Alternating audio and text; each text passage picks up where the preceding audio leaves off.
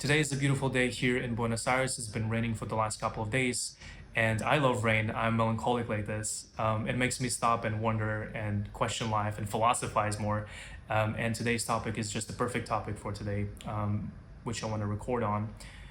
First of all, thank you for subscribing. Thank you for following me. I really appreciate that. I've been running this YouTube channel for only like 3 days, and there's some traction, really good traction. So some of you guys find a lot of value in the videos I've created about pain avoidance and why we avoid emotions, difficult emotions, and I'm really grateful for that. So today's topic is actually about the meaning of life, which is more of a philosophical question, but still is a very practical question, and it ties well with the pain avoidance.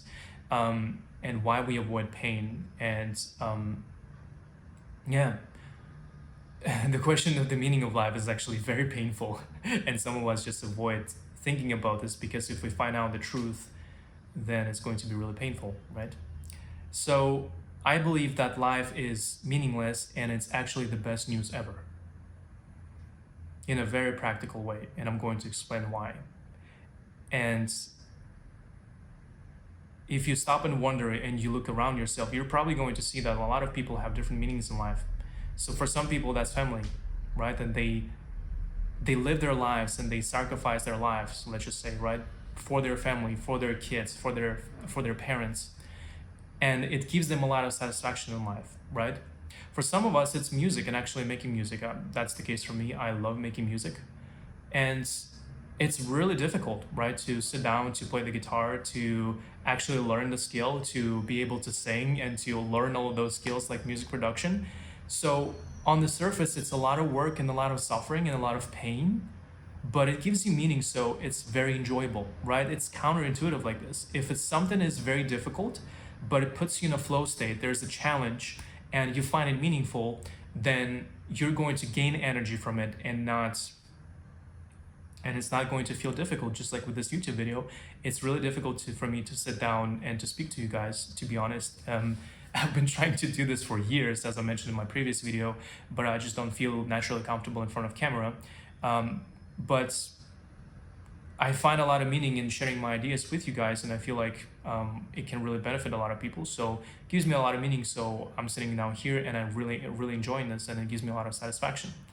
So for some other people, that might be car making, right? They're making cars, they're designing cars, and gives them a lot of meaning, and they're happy, they're more satisfied in life. So, but if you're very philosophical like me, you start wondering, why is there an absolute meaning to life, right? And if you go deeper into it, you're going to discover that there's actually no absolute meaning to life, because it looks very meaningless on the surface. We're basically are born, then we're gonna die, everything is going to disintegrate, whatever you create is going to disintegrate, so there's no meaning to it, right? It doesn't matter if you create music, it's going to disintegrate into nothingness. If you create family, everybody you know is going to die. Even your distant family members in the future, they're not going to even remember you, so what's the point? What's the point of giving childbirth if it's so difficult, right? What's the point of raising kids if it's so difficult? So meaning in life is a very personal and a very important topic to think about as a self, because without meaning, you're lost. And for some of us, unfortunately, when we start questioning the meaning of life, we get to the conclusion that life is meaningless, so why bother, right? And it puts you into a depressive state. And it's really, I believe it's more of a psychological and paradigm issue and not a philosophical issue, right? Because we can discuss the philosophical side of things. I'm going to discuss with you the philosophical side of things, and I'm going to explain, why I think that actually life being meaningless is a good thing. It's the best news ever. But it's another thing to talk about why you find life meaningless and why it puts you in a state of nihilism. Because when you think that life is meaningless, well, that's an insight. But when you say life is meaningless, so I'm not going to do anything in life because why bother, you give a lot of meaning to that. You see, you say life is meaningless, it's bad, then I'm not going to do anything about it. So you give meaning to meaninglessness. And that's a separate topic to discuss, and we can go infinitely deep into this, and I would love to do that, but I'm not sure if we can go too deep. If you guys are interested, we can discuss that. So life is meaningless because there's so many different relative meanings that people create. They can find meaning in family, in God, and actually, for on a cultural level, on a collective level, we found a lot of meaning in God, right?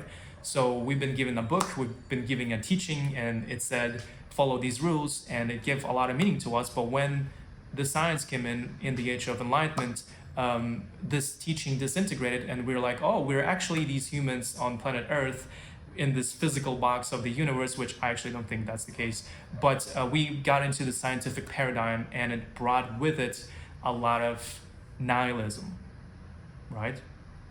Because if you're going to die and there's going to be nothingness forever, then why bother to do anything, right?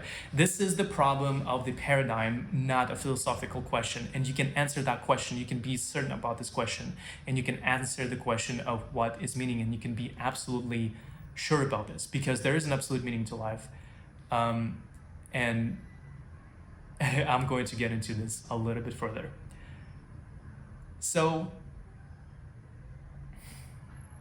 after going through challenging spiritual experiences, a couple of awakenings, I found that the meaning of life is that life is meaningless. So there's no one single meaning to life. And that's actually the best news ever, because life is this empty container that creates infinite amount of meanings. Because if life was one specific way, if life was only about family and only about being happy or only about suffering or anything, it couldn't be about anything else. You see? So if life is really about being happy all the time and being stimulated all the time, then it couldn't be about rock collecting.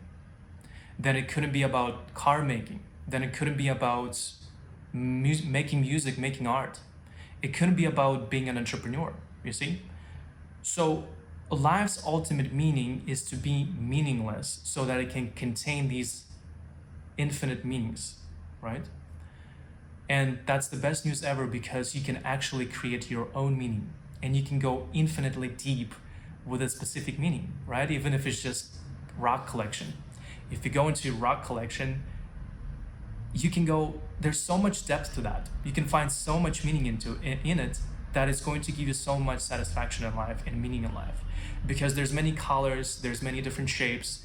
Rocks can be from different parts of the world. You see even something like rocks, you can go infinitely deep into it. For me, that was music, right? And music is such a deep topic. It's not just, playing the guitar and singing. You can go infinitely deep in every single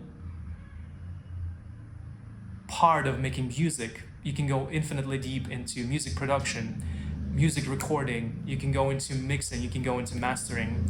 You can find meaning in any of those parts, and you can go in depth, and you can learn it for the rest of your life and never reach the bottom.